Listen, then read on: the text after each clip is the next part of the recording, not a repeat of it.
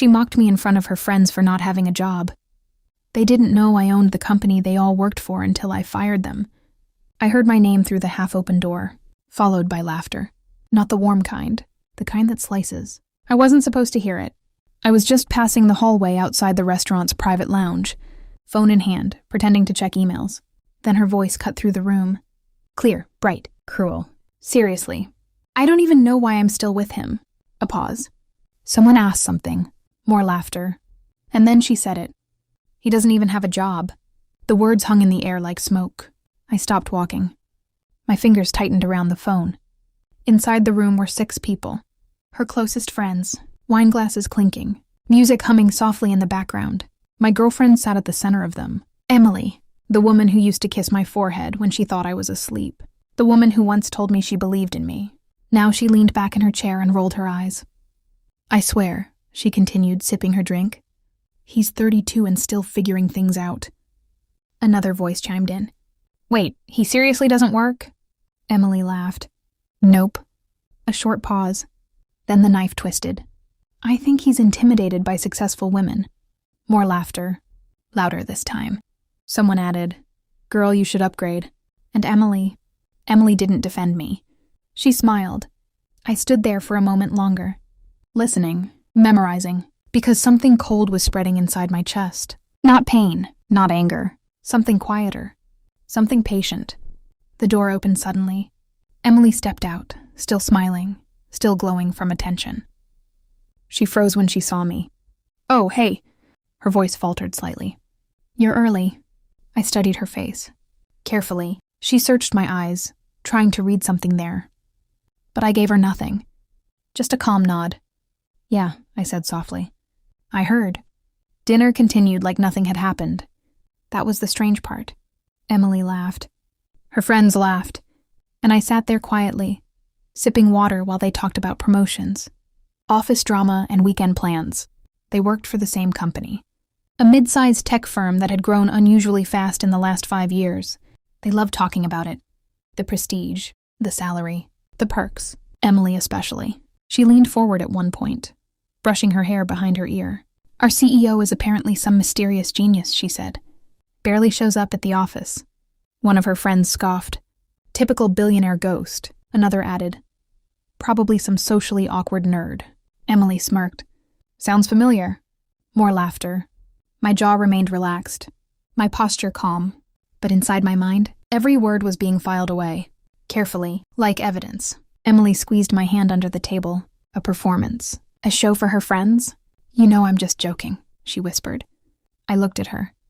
Didn't respond. Her friends kept talking. One complained about her supervisor. Another bragged about landing a new project. Emily rolled her eyes again. If I ran that place, she said dramatically, half the people there would be fired. That earned another round of laughter. I leaned back in my chair, studying each of them. 6 employees, 6 voices, 6 people confidently discussing a company they believed they understood. A company they believed belonged to someone else. Someone distant. Someone invisible. They had no idea. Not one of them. Emily caught me staring and frowned slightly. What? I smiled faintly. Nothing. She hesitated, then looked away. But something had shifted in the air. A subtle tension, because even if she didn't know the truth about the company, she knew something else. Something deeper. The late nights. The business trips. The locked phone. The way she'd stopped looking at me the same way months ago. The laughter tonight wasn't the betrayal. It was just the confirmation. I didn't confront her. Not that night. Not the next morning. Revenge built in anger is sloppy. Revenge built in silence. That's precision. So I watched. And I waited. Emily believed I was unemployed. It was a lie I had allowed to exist. 5 years ago, when the company was still small, I'd told almost no one about it. Not even her. Privacy had seemed smart back then. Now it felt useful. 3 nights after the dinner, Emily said she was working late. I nodded. Kissed her cheek. Good luck. She left quickly. Too quickly. I waited 20 minutes. Then opened my laptop. Security access logs. Parking garage cameras. The company's internal systems were thorough. Emily's badge had entered the building at 7:41 p.m. But she didn't go to her department. She went to the executive floor. Interesting. I watched the footage. A tall man greeted her in the hallway. They smiled. Too familiar. His hand rested on the small of her back. My chest tightened. But my breathing stayed steady. I knew him. David Harper. Senior Operations Manager. 40 years old. Married. Ambitious. The camera followed them into his office. The door closed. I stared at the screen for a long time. Long enough for the numbness to settle. Long enough for the anger to cool into something sharper. I began digging. Phone records. Calendar invites. Expense reports. Patterns started appearing. Late meetings. Private dinners. Hotel receipts during conferences. It had been going on for months. Emily wasn't just mocking me. She was replacing me. I sat alone in the dim glow of my office, scrolling through evidence. Piece by piece, truth by truth. My reflection stared back from the black computer screen. Calm, still, but my thoughts were no longer confused. They were organized. Strategic. I wasn't thinking about heartbreak anymore. I was thinking about timing. 2 weeks later, the final piece arrived. An HR report. Anonymous complaint. Improper workplace relationship. Submitted by someone inside David's department. Attached evidence included photos, emails, security footage, everything I had already seen. But now it was official. Documented. Verified. I printed the file. Placed it neatly into a black folder. Then scheduled a meeting. Mandatory attendance. Executive boardroom. Friday morning. Emily texted me that day. Big presentation today. Wish me luck. I replied simply. Good luck. At 9 a.m., the room filled slowly. 6 familiar faces from that restaurant dinner. Emily among them. David arrived last. He looked confident. Relaxed. They all did. Until I walked in. The room fell silent. Confusion rippled across their faces. Because the unemployed boyfriend had just entered the executive boardroom and taken the seat at the head of the table. Emily blinked. Once. Twice. Wait, she whispered. David frowned. Sir, I think you're in the wrong. I slid the folder across the table. His words stopped. Inside were the photos. The reports. The timestamps. Emily's face turned white. David opened the folder. His confident posture collapsed instantly. I leaned back calmly. You're right, I said quietly. I usually don't attend meetings like this.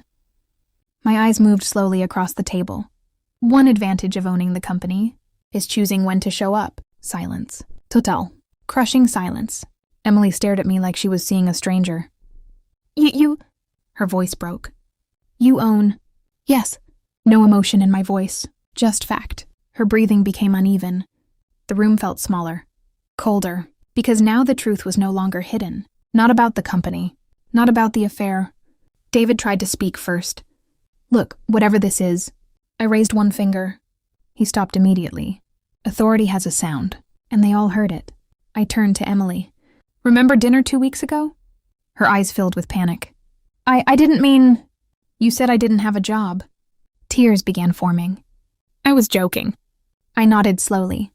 Yes. I opened another folder. 6 termination letters, one for each of them. I slid them across the table. The sound of paper on wood echoed loudly. Emily stared at hers, hands shaking. No. Her voice cracked. You can't. I can. Calm, controlled. David slammed his fist lightly on the table. This is retaliation. I looked at him. Cold. No.